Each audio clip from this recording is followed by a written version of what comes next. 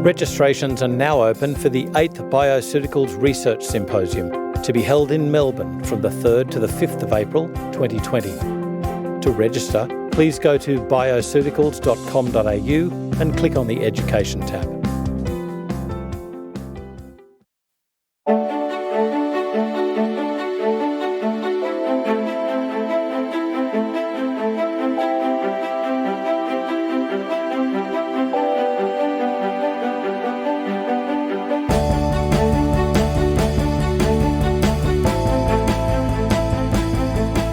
This is FX Medicine. I'm Andrew Whitfield Cook. Joining us on the line today is Dr. Carrie Jones, who's an internationally recognised speaker, consultant and educator on the topic of women's health and hormones. She graduated from the National University of Natural Medicine, where she also completed her 2-year residency in women's health, hormones and endocrinology. Later, she graduated from Grand Canyon University's Master of Public Health program with the goal of doing more international education. She's the medical director for Precision Analytical, creators of the Dutch hormone test. Carrie, I warmly welcome you to FX Medicine. How are you? I am fantastic. Thank you so much for having me on. Now, you and I met at the Genomics Summit, Methylation and Genomics Summit 2 years ago, so I'm glad to be speaking to you again, and I'll be very glad to be meeting you again at the 8th Bioceuticals Research Symposium in Melbourne in 2020. That should be fun. I don't know if you remember this, but we sat next to each other, and you had the most wonderful sense of humor, and I thought, we're going to be friends. Uh-oh. Now, today we're going to be talking about something which really piqued my interest, and that's the cortisol awakening response. Now, this is very different from standard cortisol testing as I know it. So what exactly is the cortisol awakening response?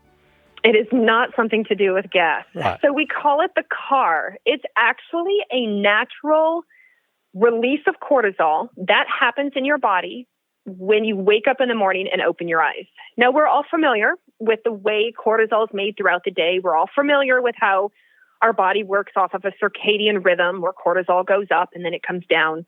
But what I don't think people realize, and what I'm going to really touch on in my lecture, is how the cortisol awakening response occurs within that first 20 to 30 minutes of waking up. So when you wake up in the morning and you open your eyes and light comes in, your brain tells your adrenal glands, okay, it's go time. We need to make a lot of cortisol really quickly.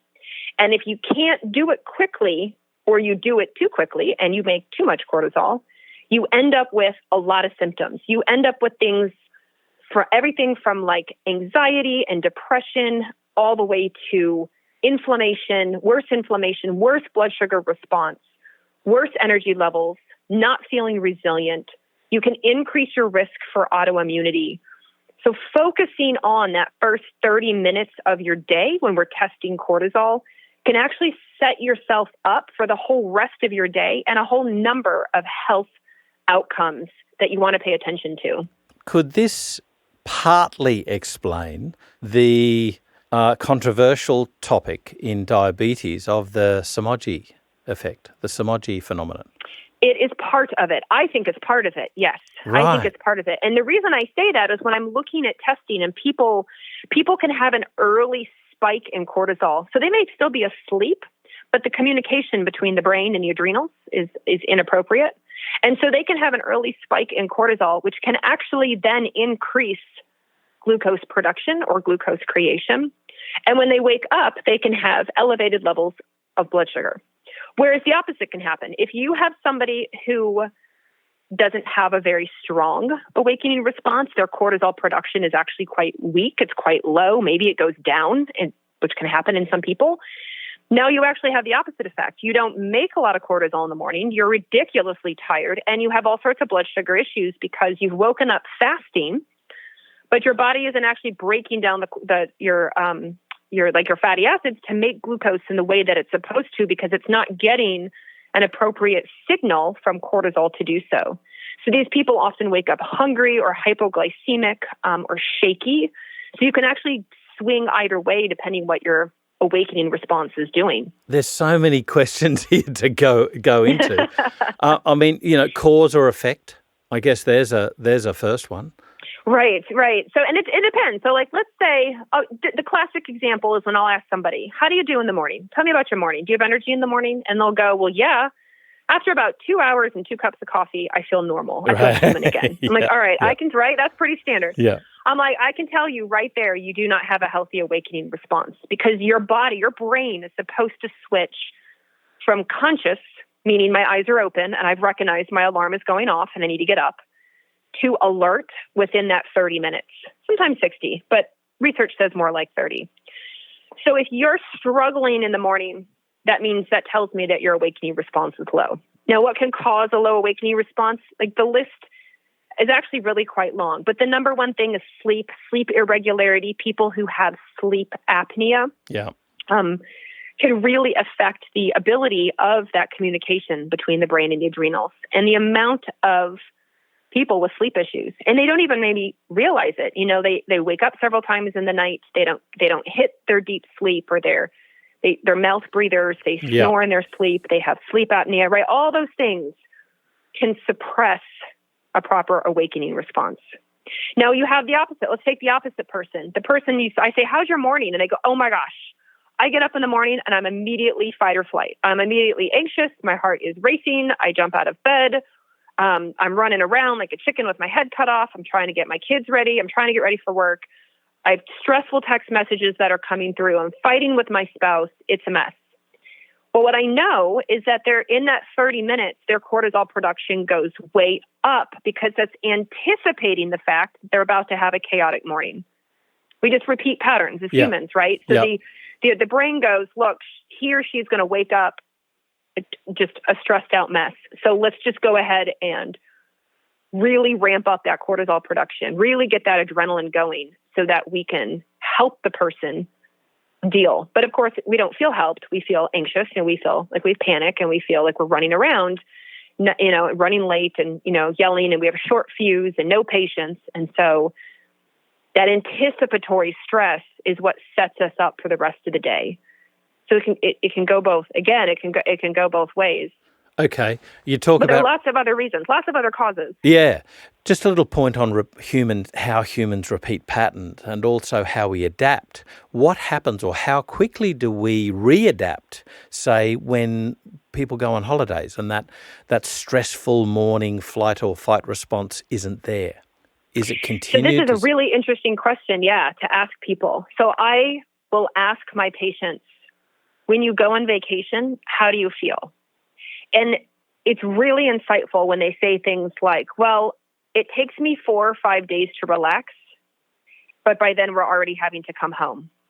But if they go on a long holiday, if they're gone for 4 weeks, let's say, and they'll say, "It takes me 4 or 5 days to relax, and after that, I'm so much better." 4 or 5 days in the grand scheme of the human lifespan is not that long. Right. And so I'm like, this is good. This is wonderful that it only takes you 4 or 5 days to break the pattern, to reset into the body that we are on holiday. We are not in fight or flight. We do not have anticipatory stress. And from moving forward, we can do this in a healthy manner. But most people don't have 4 or 5 days. Yeah. Right. Or they'll say, "Well, I'm a control freak. I'm type A. I can kind of relax, but not really." And so that pattern is really ingrained and takes a lot more work to try to relax them, to try to let that pattern go, to get their cortisol awakening response to be less dramatic than somebody who says, "In 4 or 5 days, I'm back to normal." Now, on the flip side, if you've got somebody who's really, really low and they go on vacation, they may find that they sleep a whole lot. They'll say, I spend the first 4 or 5 days literally doing nothing. I read, I relax, I take naps, I sleep, and then I start to feel a whole lot better. What they're doing is they're recharging the body, essentially. They are really getting that circadian rhythm back of where they're supposed to be up in the morning and down at night. But you have to charge the batteries. You have to really heal the brain and heal the communication from the hormones in the brain down to the adrenal glands.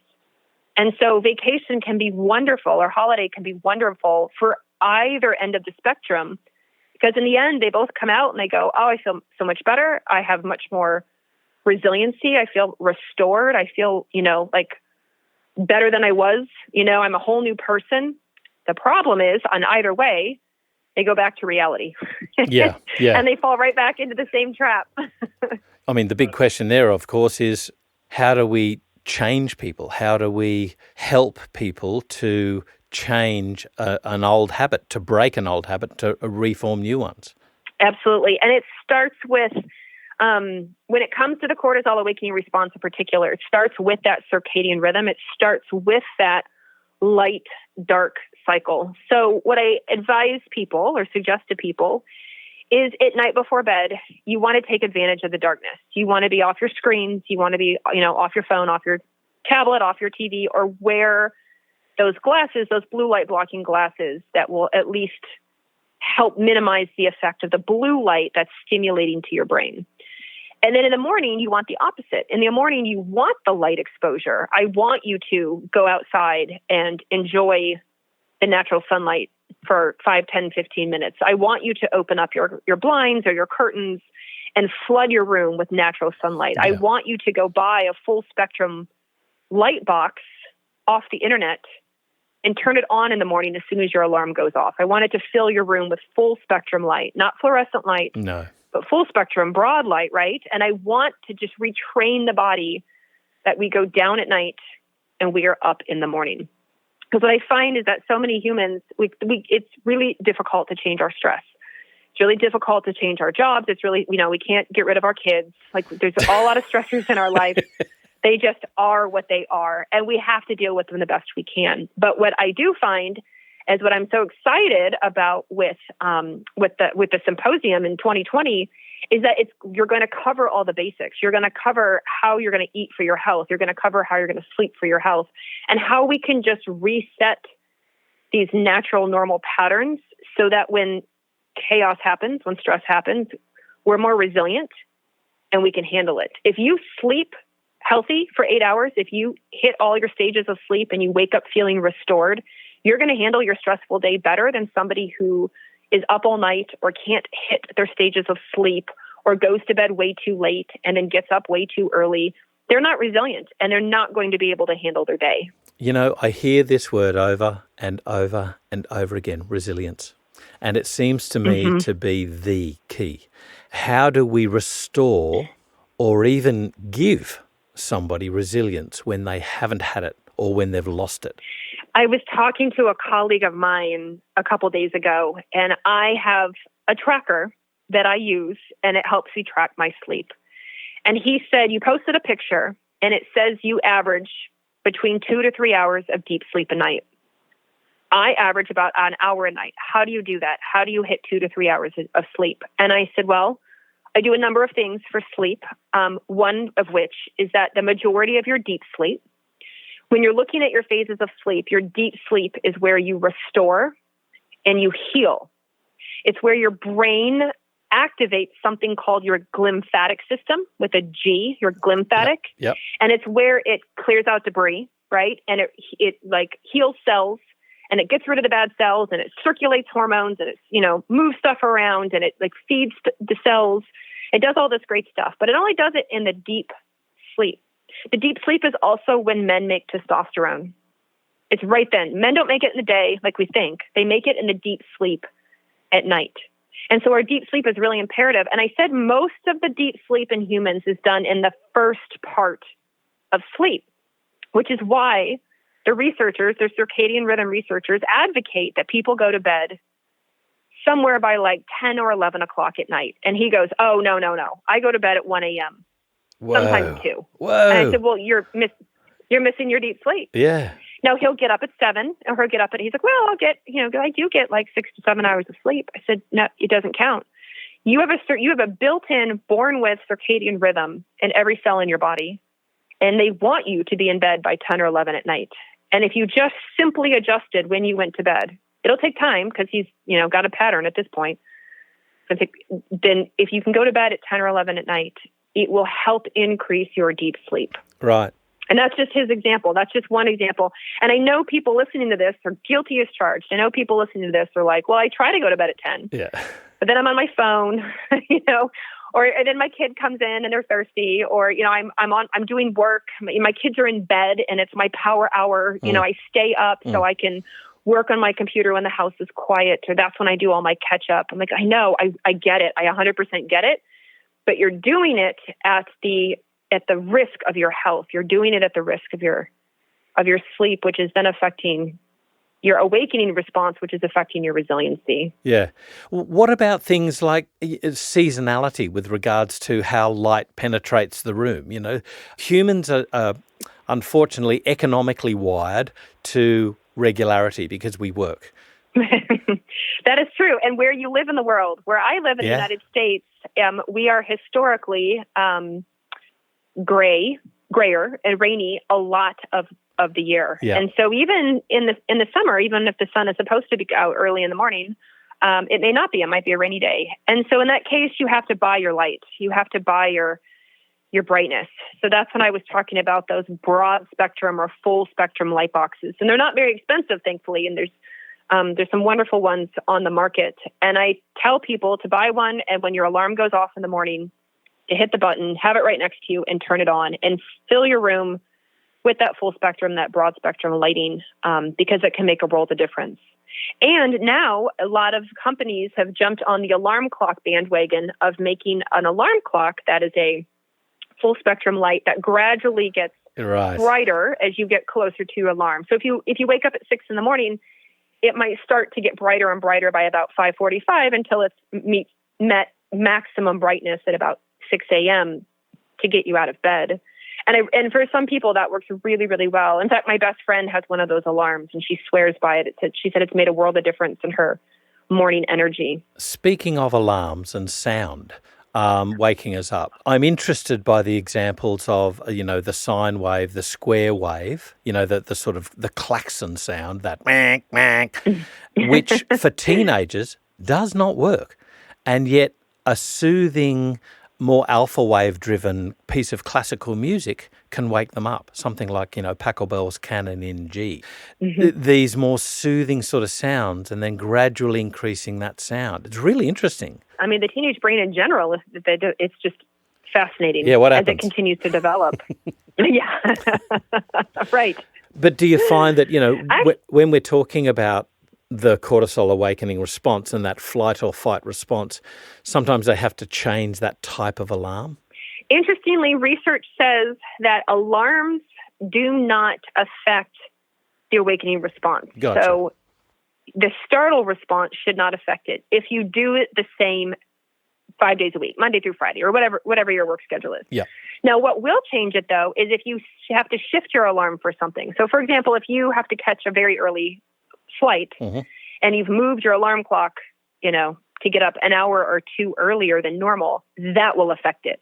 And most people feel that. Most people say, if I have to get up at 4 a.m. to catch a flight, I feel terrible, or I feel sick, or I feel hungry, I feel hypoglycemic, I feel anxious.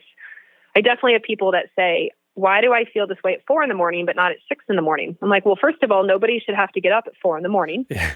But second of all, it's because you've affected your awakening response. It's a new time. And so the brain and the adrenals you consciously knew you had to get up at 4 a.m., but your brain and your adrenals didn't. So they have an agreement that you get up at 6 a.m. Yeah. And at 4 a.m. you've thrown them off. And so that has to react very quickly. Sometimes though, when I get up, I don't like getting up early, but when I do get up early, I love being up early. You know how we all snuggle into bed, our body temperature relaxes and reduces, lowers, and we get into that beautiful restful sleep, and then we're suddenly awake. That time when you think, gosh, have I just gone to sleep 5 seconds ago? And yet you wake up refreshed, but you don't want to get out of bed.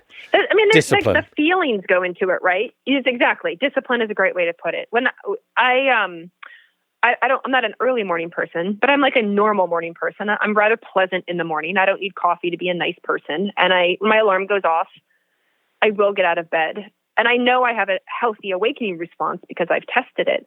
However, now that it's my winter where I live, when I wake up in the morning, like my husband is there, my dog is there, I'm under warm blankets, it's dark outside. I don't want to get out of bed. No. I know I'm supposed to. I'm a pleasant person.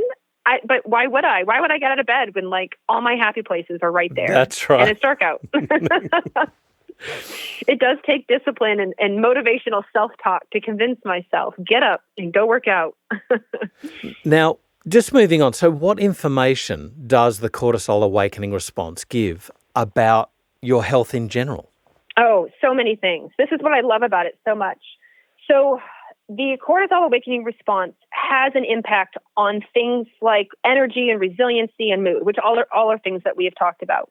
But it also has an impact on your cancer outcomes, on memory and recall, on autoimmunity. So if somebody has a low awakening response, I know that they have a higher risk potentially for worse cancer mortality if they were to develop breast cancer. I know they have a higher risk for autoimmune disease development, and I know they have a higher risk for problems with recall. And I know this because when it comes to cancer, they show that when a cortisol slope, so your cortisol is supposed to go up, like we talked about, and then down through the day. Yep. But if you don't, if you flatline or have, kind of a low slope, that you have a worse mortality. And I know that if you have a flat slope, if you're flat or down instead of going up, then your body struggles to kill your T cells that have failed something called central tolerance. So when your body makes T cells in your immune system, it's really smart. It runs it through your thymus gland, not thyroid, but thymus. Thymus, yep. And it checks it against everything in there. You have all the tissues in there to see if any of them are autoimmune. And if you have a T cell that was accidentally created autoimmune, it gets pulled to the side and destroyed. And what triggers that destruction is the cortisol awakening response. So when people say to me, you know what, I have Hashimoto's and I thought it was under control, but now all my symptoms are back and I feel worse in the morning, I am strongly suspicious that their awakening response goes down or is flat. Same with recall and memory. If somebody says, I'm having a lot of stress and I think I might I'm going through a divorce, right? Yep. I'm going through a divorce. My stress is through the roof and I can't remember anything. Do I have dementia? No. Cortisol can be quite destructive to your memory cells, your hippocampus cells in your hippocampus, which are responsible for memory. But on the flip side, you need cortisol to help with recall.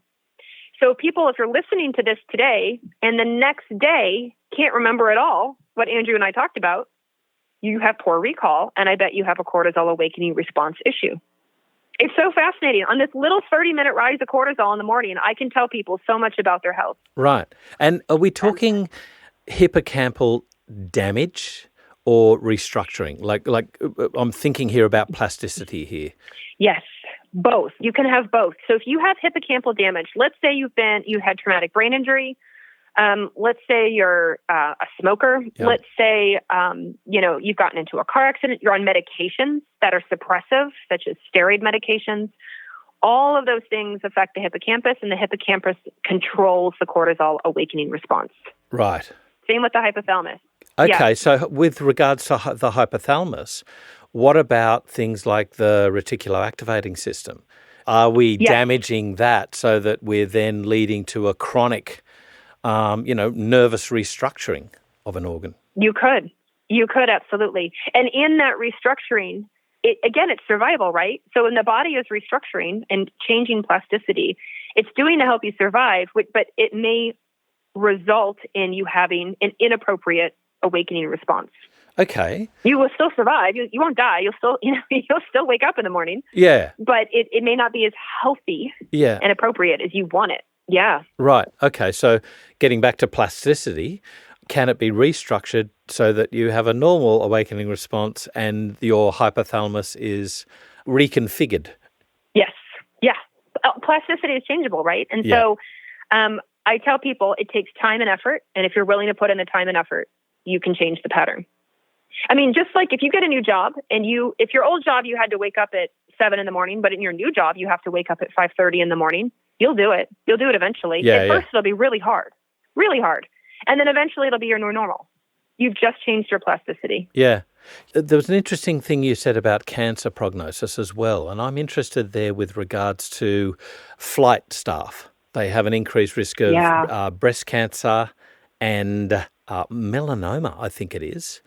And I remember there was, I always used to wonder, well, hang on, are we talking about pilots here or are we talking about cabin crew with regards to ionizing radiation in the upper atmosphere? Mm-hmm. So with regards to mucking up our circadian rhythms and being on shift work and all of that sort of thing, is this why shift work and aviators, people whose time zones are mucked up all the time, why they have a worse car? Yes. Yeah. Oh, absolutely. And we see it all the time when testing. And we need our flight crew, right? Like we need those people. We need our night shift workers to make the world go round. But wow, do they have worse health outcomes for sure. And this is a huge piece because they've just flipped their circadian rhythm. And especially if you're cabin, well, even pilots, pilots are constantly just as much as cabin crew back and forth, various time zones. They're 12 hours this way, then 12 hours that way. And their brain never quite has an idea of where they are. And it can really affect their cortisol awakening response in the long term, right? In the long term out. And it's really hard too because their schedule generally is not set. Yeah. Meaning they're not like there are some night shift workers who are night shift all the time, full time, all the time, right? And then there are others who are like nurses. They're 3 days on and 5 days off, and so they're 3 days on a week where they are on from 7 p.m. to 7 a.m. and then the rest of the time they have off, and so they flip to a normal schedule. And they're really challenging. Their energy is challenging. Their weight is usually challenging. Their hormones are usually challenging. And I worry about their cancer outcomes. Yeah, so with cancer prognosis as well. So this is another interesting area. We talk about rest. We talk about exercise. Should we be measuring our cortisol awakening response, our CAR, at various intervals through our cancer treatment to just see how we're actually handling our cortisol? You can. The only reason I tend to do it when I have people with cancer. Now I don't treat cancer, but if they come to me for just support, then what I do is usually I will treat them, or I will do their cortisol awakening response at the end of their treatment. Because when they're going through treatment, they have so much on their plate. They have so much that they're doing and so many appointments that to add in periodic extra testing is sometimes just too stressful, right? I'm already trying to make them less stressed out, and that's just adding more in is making them more stressed. But what I am doing is I'm teaching them these basics anyhow. I'm like, hey, look, if you have a normal cortisol awakening response, your mortality improves. And I want your mortality to improve. I want you to live a long life. So I need you through cancer treatment to be off your screen at night, right? Using blue light blocking glasses, using sunlight or full spectrum light in the morning. I need you resting. I need you taking care of yourself. I need you not burning the candle at both ends. I need you eating a healthy, rainbow-filled diet. All the things, whether I've tested them or not, because when it comes to long-term mortality, they are motivated in that. They're like, all right, no problem. I'll look at the sun in the morning. Well, not directly. Don't look at the, don't look at the sun. Don't blind yourself. But go outside, right? I'm like, go outside. When you wake up, go outside and sit on your back deck for a little bit. Walk your dog or hang your head out the window. When would you definitely choose to test, and when would you not bother and just do the normal things that we need to do anyway? So I usually will work with. It depends if their oncologist that they're using has a more holistic approach to them. Then I will try to test them at least while they're going through treatment. I think that's a really good option. If their oncologist does not have any kind of holistic approach to them at all and thinks it's all bogus and doesn't want them doing, anything else, then I will propose it to the patient. It's up to them. It's their health. Yeah. But at least at the very end, once they're released from the oncologist, or at least if they're on watch, like come back every 3 months or every 6 months, whenever they're at. Yeah. I'll say, all right, now is the time. Now let's test. Now that you've gone through treatment. What about in your general clinical intake? When do you think it's appropriate to test, and when do you just do all of the good things that we should be doing, light exposure and things like that, and not bother testing? Like when do you think it's appropriate? It really depends on their symptoms and how motivated or not that they are. So if they're really motivated and they're like, let me just try the lifestyle stuff for a while and see what happens, then we go that route. But if they're really pretty symptomatic, I mean, if they come in and they say, look, in the morning I have bad inflammation, my autoimmune symptoms are worse, I have depression, in whatever it is. In the morning, I have anxiety. In the morning, then I'm like, we need to test because I need to know exactly what we're up against and whether or not we're going to use supplemental intervention, herbs and nutrients and things like that, or not. And then I'll test. But if it's just a person who's like, yeah, I'm generally tired, I'm generally got stress, I have stress, and I just want to make myself better, or I'm just here to generally improve my overall well-being. I'm like, all right, let's try the basics and wait on testing. Yeah. And, we're talking about, I know this is very limited in the conditions that we've spoken about, but, memory recall, autoimmunity, cancer, things like that. So these are all driven by inflammation. So What about other inflammatory-driven conditions? Polycystic ovarian syndrome, hypothalamic amenorrhea, lupus. What about all of these? Rheumatoid arthritis, for instance.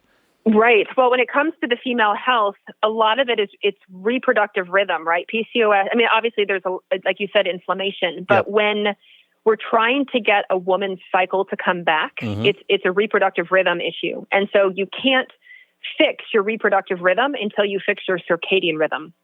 And so there's good research to show that if you can correct even your melatonin is obviously a big antioxidant in the body, but it is a big driver of your circadian rhythm. It's also a big driver of your reproductive rhythm. And so I'll ask people, I should say, how is your sleep? You have PCOS with irregular cycles. You have hypothalamic amenorrhea. You have just irregular cycles. It comes every 23 days, every 42 days.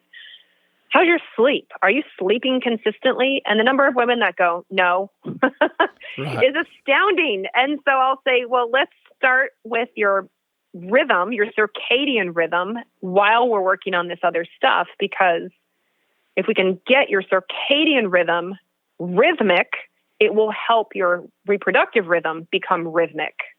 Now, not always, but often. Okay, so you mentioned melatonin there, and melatonin's been used in small amounts for shift workers and for some other sleep disorders, things like that. In cancer, it's used in huge amounts. And indeed, I've spoken to, incredibly great practitioners who I love and trust, who advocate quite high doses, 20 milligrams. And indeed, that's what's used in, I think, mainly colon cancer. Breast as well. And breast as well, right? So where does the dosing sit if you are going to choose melatonin as an intervention, and indeed, when would you choose melatonin as an intervention? With melatonin, the original research shows that we physiologically don't make as much melatonin as we think we do. So physiologically, we make about 0.3 milligrams a day. But yet most of the supplements, right on most of the prescription is in Australia. In the United States, it's over the counter. Are like 1 to 5 milligrams. You can get 1 to 5 milligrams. Yeah. And so I'm more of the physiologic dosing. I find that people do better when they're in the 0.3 to 0.5 range. This is interesting. Now, again, I don't do oncology, but my oncology associates do use 20 milligrams plus when it comes to cancer for its antioxidant effect. In fact, some paper I was reading recently said melatonin's even more powerful than glutathione, but yet glutathione gets all the press as being the popular popular antioxidant. Yeah. So I try to start with the physiologic, the baby dose. It's really real dose, but to what's on the market, it's a baby dose.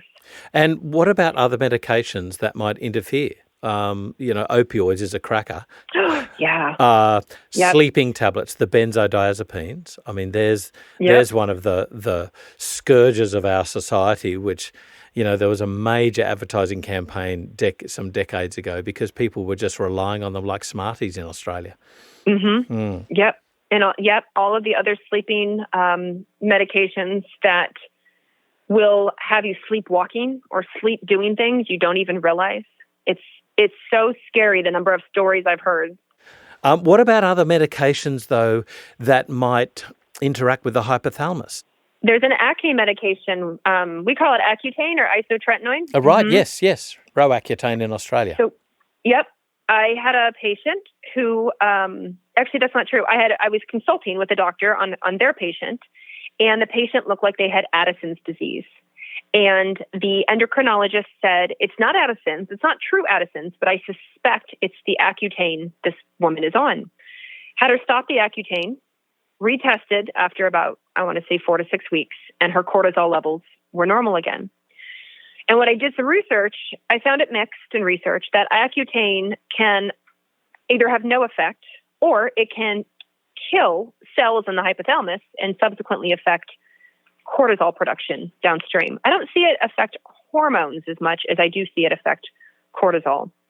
It can be temporary. Definitely in this case, we saw the cortisol come back to normal. Everything rebounded and it was fine.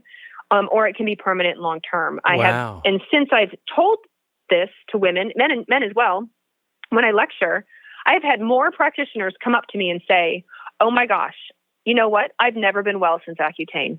I had so many symptoms after I took Accutane in their teens or their 20s and didn't realize it. What about gonadotropin releasing hormone agonists? Any effect there? I don't see that affect cortisol. Gotcha. I don't. I'm not saying it doesn't. I'm just saying I don't see it enough to know that I could comment on its pattern. Yeah. I do see steroids affect cortisol quite a bit. What other medication classes are an issue? Those are the big ones. I think the ones we talked about. Yep. The opioids, the sleep, the benzos, the steroids. And the thing with steroids, I want people to remember is like even your nasal sprays, your inhalers, your topical cream, it can affect it. Right. Okay. There's a point in question. An asthmatic who is now, the guidelines have changed so that they're now on a chronic preventer, not just a reliever and then an intermittent preventer. Mm-hmm. So the new guidelines look at a long-acting beta agonist plus a steroid all the time. Right. Yeah. So with regards to the chronicity of necessary medication, let's say in a more severe asthmatic, they can't get off the steroid, or somebody with an autoimmune condition where, the continuing steroid is appropriate, somebody with a gut problem, that sort of thing.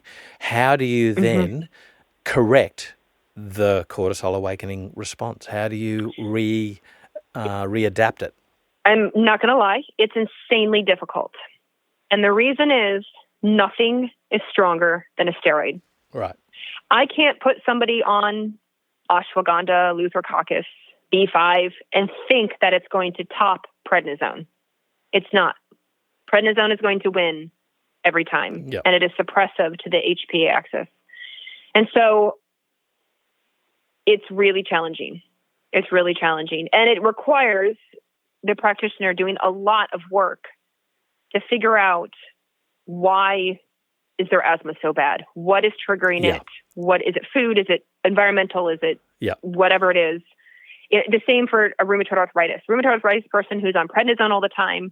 Why do you have such severe rheumatoid arthritis? And let's work slowly and carefully to hopefully clean it up and see if their doctor is okay with them weaning off of prednisone. But until that time, it's really tough. So we've spoken about a few ways about waking up and how we should, think about preparing ourselves for sleep and getting enough restful sleep. But how important is sleep hygiene, and what sort of things do you advocate?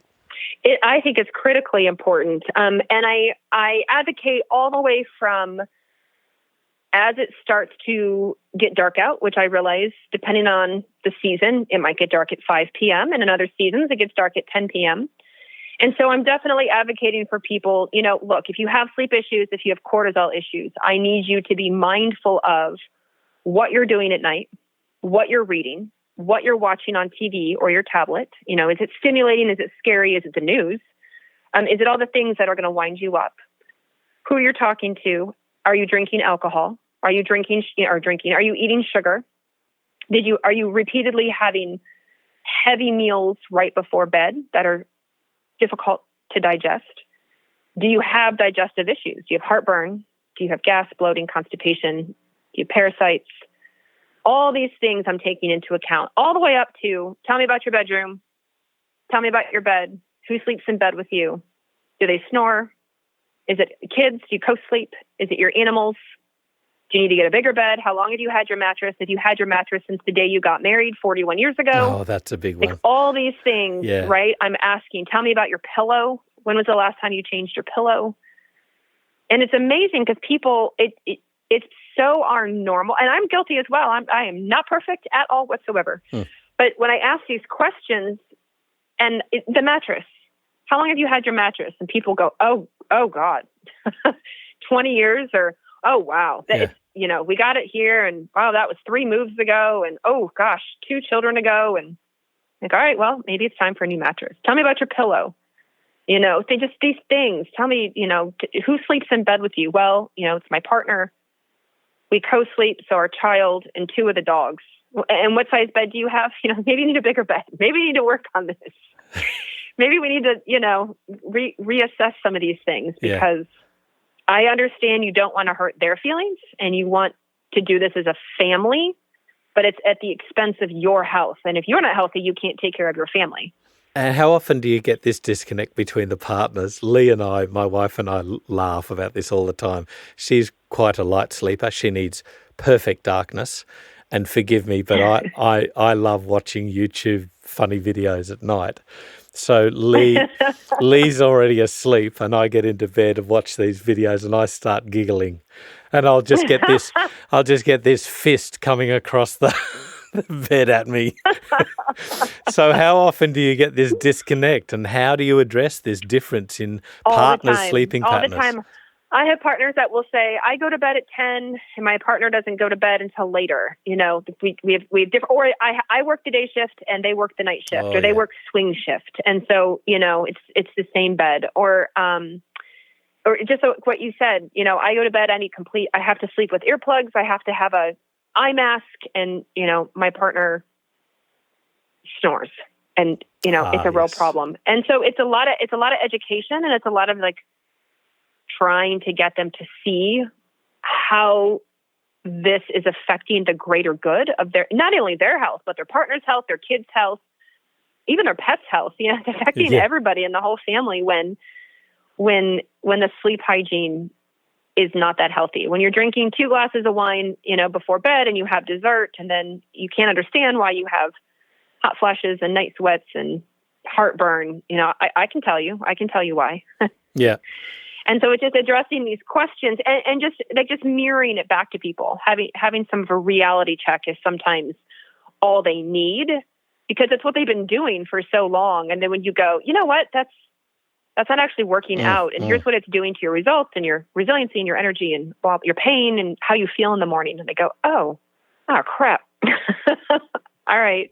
What about intermediate interventions, things to help you gain that restful sleep? One of my favourites, for instance, is valerian. What other things Kava do you use? Kava is a good one. Yep. Yeah. Kava. Okay. My favorite is holy basil. I do holy basil at night before bed, which is Tulsi. Yep. I drink it as a tea. A lot of people will do the sleepy time teas that have chamomile in it, valerian. A lot of them have valerian. It's calming down things. I don't know. Can you get this in Australia? Can you do L-theanine and phosphatidylserine? Yes. Now, I don't know if you could. L-theanine you can get as an extemporaneous. Okay. Phosphatidylserine you can get as encapsulated. Quick question about phosphatidylserine. I thought the initial dosing was, or the initial advice was, don't take it just before bed because it can leave you wired. Is that correct or not? Not necessarily. In fact, I find the opposite. I'd say most people find that phosphatidylserine helps them with sleep quite a bit because of its effect on ACTH from the pituitary. Yep, I love. No, you can. So when people say I take phosphatidylserine and feel wired, I'm like, okay, let's do something else. Let's move on. Yeah. And it was quite high dose. I think it was, was it 400 milligrams used to reduce cortisol in athletes? Is that right? Yes. Yep. So my dosing is generally 100 to 400. That's sort of where I go between. Great. What other sort of herbs and supplements are useful? I'm a big fan of magnolia and skullcap. Passion flower, which is passiflora. They've shown in research to be about as effective as a benzodiazepine. So for people who are big into taking alprazolam or Xanax, if they switch to passion flower, that can be really helpful for them. There's a naturopath in Australia, I think, doing some research on Passiflora at the moment for acute anxiety. I think that's really wonderful. Now, the other thing, too, is if you have a lot of inflammation, even taking something like turmeric or curcumin before bed can be really helpful, right? If you wake up in a lot of pain, or if you lay down and have back pain, because maybe your mattress is terrible, or maybe you have you've gotten a car accident or sports or military, whatever it is, you have back issues. Taking something anti-inflammatory like turmeric, curcumin before bed might be really helpful if it can take the edge off, lower the inflammation, and then you can fall asleep and stay asleep. Right. And that's the trick, isn't it? Fall asleep and stay asleep. Yeah, most definitely. And when it comes to melatonin, if people get melatonin, I suggest they take it earlier in the night rather than later. For most people, not all, but melatonin really starts to rise around 8 p.m. if you have a typical schedule. So you want to mimic that natural rise. So take your oral pill about 8 p.m. ish. Yep. And so by the time it gets through the intestines and the liver and then out into circulation, it spikes when your natural spike occurs. Now, just a brief call out, if you like, for the symposium, for what you'll be teaching practitioners at the symposium, obviously without giving too much away, but what sort of things will you be showing them how to change within their practices? What sort of things will you give them as take-home messages? Yeah, so at the Bioceuticals Research Symposium, there's really sort of three big things that I'm going to be touching on and helping people to understand. So first and foremost is how the rise of the cortisol awakening response helps to determine someone's resiliency, and then what we can do about it. And along with that, the number two thing is how the cortisol awakening response affects autoimmune disease, because autoimmune disease is really on the rise. And I want people to understand that by addressing this rise, cortisol awakening response rise in the morning, they can have the biggest impact on their autoimmune disease. Now, lastly, which we haven't talked about, but the last thing I'll really go into is on estrogen detoxification. And that's absolutely a passion of mine in getting phase 1, phase 2, and phase 3 estrogen detoxification correct. Because we teach it as 1, 2, 3, but you actually address it as phase 3, 2, 1. You go backwards for optimum benefit. Yes, the gut first, always. Always the gut, yes. Dr. Carrie Jones, thank you so much for taking us through the cortisol awakening response today. It's very important stuff for all of our patients. And I'm so looking forward to meeting you again at the 2020 Symposium in Melbourne in April. And thank you for joining us on FX Medicine. Thank you so much for having me. I'm really excited for the Symposium in 2020. It'll be great fun. This is FX Medicine. I'm Andrew Whitfield Cook. Nominations are now open for the Bioceuticals Integrative Medicine Awards. The Beamers recognise professionals who demonstrate excellence in the complementary and integrative medicine profession. Nominate your deserving practitioner now by going to bioceuticals.com.au and clicking on the Education tab.